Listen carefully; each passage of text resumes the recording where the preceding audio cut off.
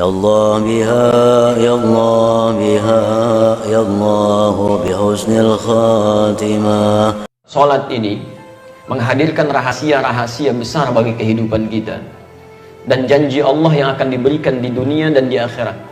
Saat di dunia Allah berjanji kalau seseorang benar salatnya seperti yang Nabi tuntun, dia akan dijamin diberikan 5 keistimewaan yang tidak akan diberikan pada yang tidak salat, atau orang yang sholat tapi sholatnya tidak seperti yang diinginkan Nabi tadi. Nah, jadi Nabi itu membuat ketat fikih sholat, bukan ingin membebani kita supaya rumit sholatnya, bukan. Tapi persoalannya, Nabi menginginkan setiap umatnya mendapatkan 5 keistimewaan ini. Jangan sampai ada umat Nabi nggak dapetin satu di antara yang 5 ini. Dengan cepat, satu, orang yang sholatnya benar dijamin oleh Allah pasti jadi orang baik. Sifat dan sikapnya pasti baik. Itu ada di Quran surah ke-29 ayat 45, seperti pernah kita bahas di pertemuan lalu. Inna salata tanha 'anil fahsya wal munkar. Orang yang salatnya benar, sungguh salat yang ditunaikan dengan benar itu akan mencegah pelaku dari 2 sumber keburukan. Pertama, fahsya yang diingkari oleh hati, sumbernya nafsu, syahwat, maaf, pornografi, porno aksi, zina, LGBT, itu fahsya. Mungkar, keburukan yang diingkari oleh jiwa, sumbernya nafsu perut dan akal. Merampok, membunuh, mencuri, korupsi, narkoba, macam-macam, itu mungkar itu. Jadi mustahil ada orang sholat perilakunya buruk. Nabi menginginkan setiap orang sholat harus jadi orang baik. Silahkan Anda cek ya, anak-anak kita itu baru tumbuh saja, menjelang balik, usia 7 tahun, yang ditekankan oleh Nabi itu sholatnya, bukan yang lain. Dan Nabi ajari dia sholat. Kenapa? Karena kalau anak-anak baik sholatnya dari sejak awal, akan tumbuh jadi orang baik setelahnya. Saya ingin sampaikan pesan nih, agak unik sekarang ya. Kalau dulu orang fokus pada sholat nih, sekarang saya agak bingung, anak-anak TK udah diajarin manasik gitu kan. Insya Allah, fokus dulu pada sholatnya gitu kan. Tidak salah memang, cuman fokus pada yang utama gitu. Sholat pada belum baik, masuk ke masjid langkahnya sudah salah, diajarin manasik gitu kan. Tapi memang tidak keliru, tidak, cuma ada prioritas yang harus kemudian jadi patokan di situ. Baik, yang kedua, orang yang sholatnya benar, itu hatinya cenderung tenang. Cenderung tenang. Ada di Quran surah ke-20 ayat ke-14, ditafsir di Quran surah ke-13 ayat ke-28. Kita sudah bacakan. Wa aqimis sholata lidzikri, tunaikan sholat sebagai zikir kepada saya, kata Allah. Ditafsir di Quran surah Ar-Ra'd ayat ke-28, ala bidzikrillahi tatma'innul qulub. Jika benar zikirnya kepada Allah, sholatnya benar, maka dampaknya ke hati pasti tenang. Kalau hati Anda sudah tenang, dihadapkan pada masalah apapun akan biasa saja. Yang besar jadi ringan, yang ringan seakan tidak ada masalah gitu. Di orang-orang yang sholatnya baik menghadapi persoalan kehidupan, itu cenderung lebih nyaman, tenang gitu. Nggak susah dia. Itu poinnya. Yang ketiga, orang kalau sholatnya benar, dijamin langsung oleh Quran, seperti pernah kita bahas kemarin, Allah akan jamin kemudahan hidupnya, bahkan rezekinya. Itu ada di Quran surah ke-65, ayat 2-3, ditafsir di Al-Baqarah di ayat yang sama, 2-3. Wa may yattaqillaha yaj'al lahu makhrajan wa yarzuqhu min haitsu la yahtasib. Siapa yang bisa meningkatkan takwanya kepada Allah Subhanahu wa taala, takwanya tingkatkan, yaj'al lahu makhrajan. Kami berikan jalan keluar, solusi dari setiap persoalan yang ia alami. Tolong garis bawahi lagi ya, sering kita lupa ini. Rumus menyelesaikan masalah itu mudah menurut Quran. Anda tingkatkan takwa, masalah Allah selesaikan. Semakin Anda tingkatkan takwa, persoalan lebih ringan. Orang-orang yang terus meningkatkan takwanya kepada Allah, maka akan diringankan kehidupannya oleh Allah. Bukan nggak punya masalah, Bu ya. Sama, dia punya masalah.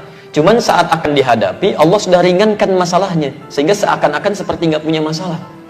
Jangan Anda kira misalnya para ulama, ya, misal para kiai, para ustadz, atau orang-orang yang sebagian dekat dengan Allah nggak punya masalah. Mungkin banyak masalahnya, mungkin banyak. Kadang-kadang masalah orang juga ikut dipikirin juga gitu kan. Silakan Anda cek. Apa Anda pikir pulang pengajian ustadz selesai? Tidak. SMS kadang penuh lagi, kadang ada yang nanya via email lagi. Ya, diri sendirinya mungkin nggak punya masalah, masalah orang ikut dipikirin. Ya. Nah, tapi alhamdulillah, ya, beberapa keadaan dibuat ringan. Ya, bukan nggak punya masalah, tapi diberikan keringanan. Ya, dengan beberapa hal yang Allah kemudian berikan aturannya. Dan Anda tidak harus menjadi ustadz atau ulama untuk mendapatkan ketakwaan kepada Allah. Abu Bakar seorang pebisnis, ya. Uthman seorang pebisnis, Umar bin Khattab seorang birokrat. Ketika dekat dengan Allah, ringan masalah kehidupannya. Tayyib. Nah, bagaimana cara meningkatkan takwa? Kalimat takwa disebutkan 115 kali dalam Al-Quran.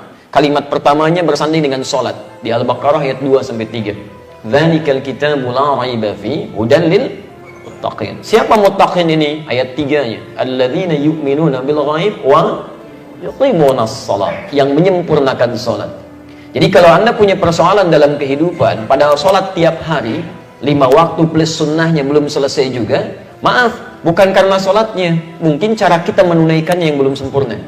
Karena bahasa Qurannya menyempurnakan sholat, bukan cuma asal sholat. Taib. Yang keempat, orang yang sholatnya benar dijamin langsung oleh Al-Quran, setiap doa yang ia mohonkan kepada Allah itu akan disegerakan untuk dijawab. Disegerakan untuk dijawab. Masya Allah, ya. Itu sudah kita contohkan di bulan lalu.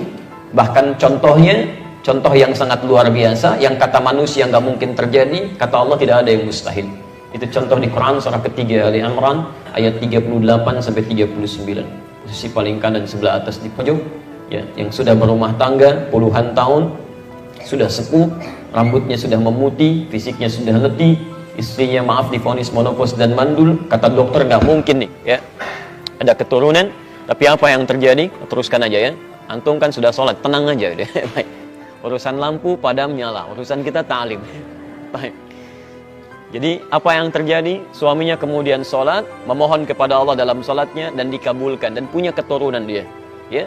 Dan yang terakhir, yang kelima, teman-teman sekalian, orang yang sholatnya benar dijamin oleh Allah Subhanahu Wa Taala hidupnya akan selalu bersanding dengan kesuksesan dan kebahagiaan apapun aktivitasnya. Itu ada di Quran surah ke-23 ayat 1 dan 2. Jadi Anda tidak diminta oleh Allah jadi apapun, silahkan aja sesuai dengan apa yang Anda kira-kira inginkan, selama itu baik. Yang penting kaidah Qurannya soleh, ya, menjaga aturan Allah, dekat dengan Allah. Quran surah ke-7 ayat 189. Anda mau jadi pembisnis, silahkan pembisnis yang soleh.